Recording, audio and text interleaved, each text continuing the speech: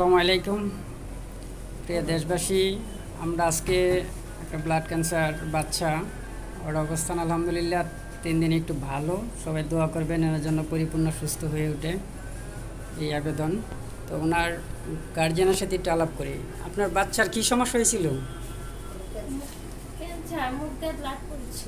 আপনি চিকিৎসা করছেন কোথায় আগে? আগে করেছি নওগাঁতে, তারপর রাজশাহীতে, তারপরে ঢাকা মেডিকেল। মেডিকেল। তো তারপরে আমাদের এখানে আসার পরে কি ব্লাড পড়তো?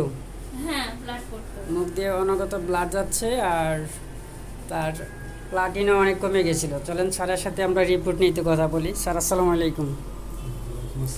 স্যার, বাচ্চাটা কয়দিন ট্রিটমেন্ট করলে এখন তার কী অবস্থা? একটু রিপোর্ট করছেন তো কালকে, কী অবস্থা এখন? জি, বাচ্চারা আসলে ব্লাড ক্যান্সারের পেশেন্ট। যখন আমার কাছে আসে তখন ওর হিমোগ্লোবিন ছিল 6.8 এবং পাটিলেট ছিল 3 তারিখের রিপোর্ট, হ্যাঁ, না 3 অক্টোবর। পাটিলেট ছিল 5,000। তা আমি একটা নিশ্চয়তা দিয়েছিলাম যে ইনশাল্লাহ আমি ওষুধ দিলে 24 ঘন্টার ভিতরেই ব্লাড বন্ধ হবে, এবং সেটা আল্লাহ দিলে বন্ধ হয়েছে ব্লাড। পাশাপাশি ওনার প্লাটিলেট এখন আসছে বর্তমানে 2,30,000, আর হিমোগ্লোবিন চলে আসছে 8.7। এটা কয়দিনের রিপোর্ট? এটা 3 তারিখ, আজকে 7 তারিখ। 5 দিনের। আল্লাহ দিলে এতটুকু ইমপ্রুভ হচ্ছে।